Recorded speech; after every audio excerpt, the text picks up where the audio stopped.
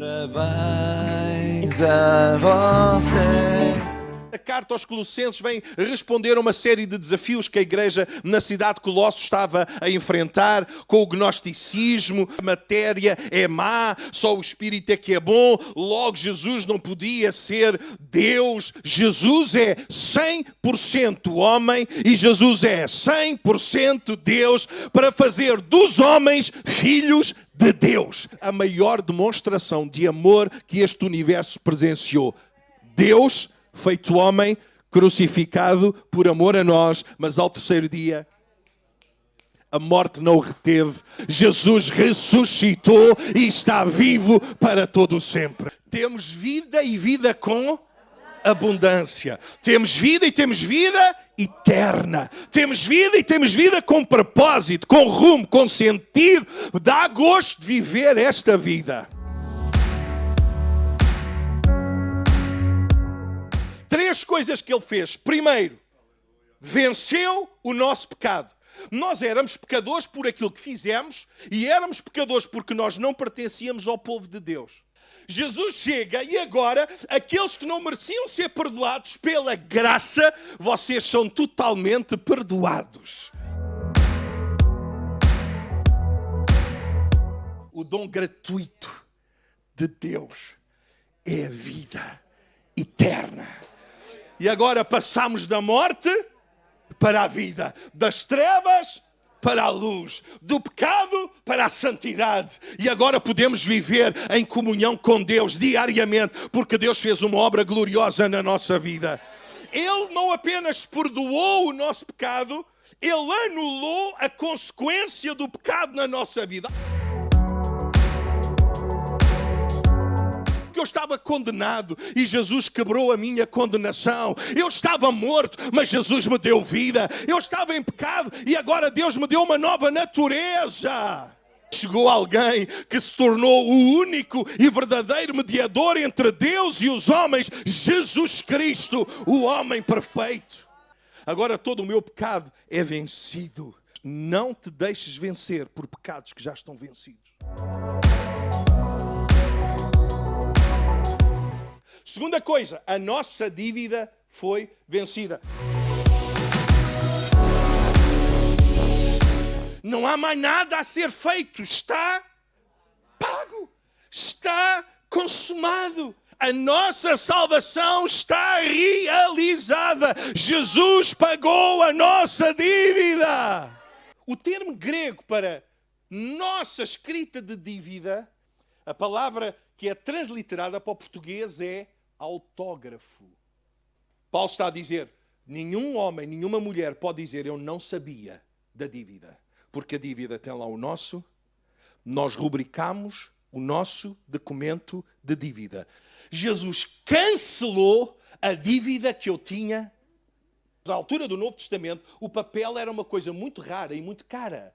Era feito de dois tipos, o papel ou vegetal, os papiros, ou papel velino, é um papel de origem animal, que era as entranhas do animal, que eram esticadas, que eram curtidas, ao ponto de ficarem tão lisinhas que pareciam autênticas folhas. Só que esse material não era feito com abundância, era um material raro e muito caro. Então, quando os escribas queriam escrever novas cópias das escrituras, eles tinham que usar material já usado. Tinham que usar papel já escrito. Então como é que eles faziam? Como na altura as tintas não tinham químicos, era tudo produtos naturais, para que os escribas pudessem voltar a escrever as escrituras, eles agarravam em papel usado e com uma esponja emudecida começavam a remover o que estava escrito naquelas folhas e começavam a tirar toda a tinta que estava impressa nas folhas ao ponto da folha ficar totalmente branca de novo. Jesus, com uma esponja emudecida pelo sangue do Cordeiro, começou a remover tudo aquilo que era a escrita de dívida que era contra nós, que o pecado começou a escrever em nós, a condenação que estava escrita em nós, a dívida que estava escrita em nós, o sangue do Cordeiro começou a remover até o nosso autógrafo, e agora o papel da nossa vida está branco como a neve, está santificado pelo sangue do Cordeiro, e agora há uma nova história a ser escrita, e quem vai escrever é o Rei dos Reis, é o Senhor dos Senhores, e agora a nossa vida ganha um novo rumo, um novo propósito. Aquele documento que tinha toda a nossa dívida, isso foi removido, ficou em branco, mas mais, foi cravado na cruz. Nos tempos do Novo Testamento, quando havia um decreto, o decreto entrava em vigor, e para ser revogado esse decreto, era importante que um novo decreto fosse cravado no madeiro, numa praça central, para que todos pudessem ver o decreto foi alterado. E esse novo documento foi cravado na cruz, no madeiro. O nosso pecado foi totalmente perdoado. A nossa dívida foi totalmente... E o nosso inimigo, totalmente.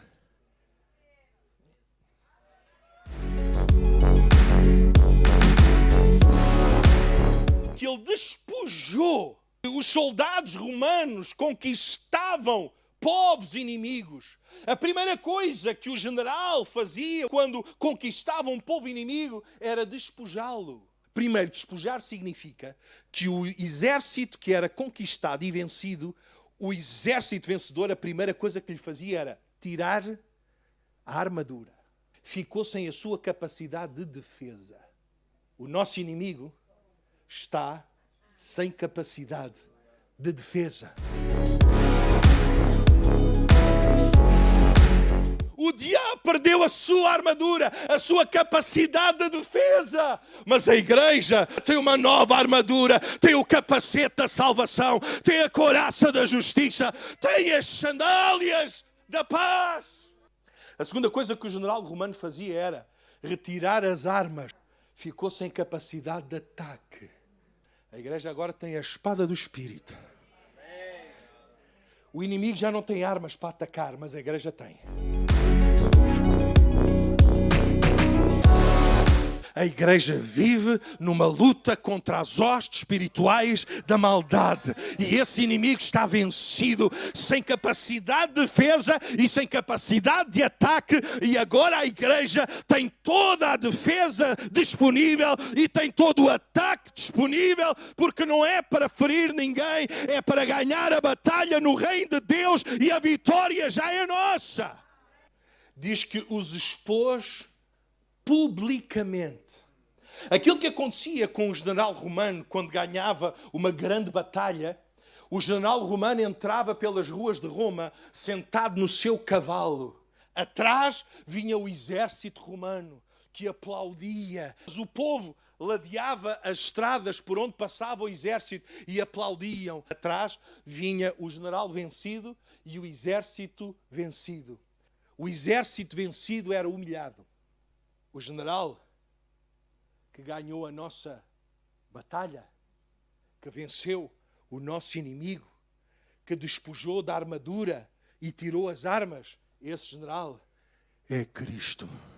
E a igreja vai militante, triunfante, gloriosa, sem mancha, e a igreja vai aplaudindo. Este é o general, ele é a razão da nossa vitória. Jesus, o general da nossa fé, ele é o nosso comandante em chefe. As aparentes vitórias do inferno durarão sempre muito pouco. As vitórias da igreja sempre serão eternas. Jesus, esse grande general, ressuscitou dentre os mortos e está vivo e vive para todo sempre. O nosso inimigo foi vencido e foi humilhado na cruz do Calvário, e a igreja desfruta da maior vitória que este universo presenciou. A igreja é vencedora, a igreja é militante, a igreja é triunfante. Jesus Cristo é o Senhor, para a glória de Deus Pai.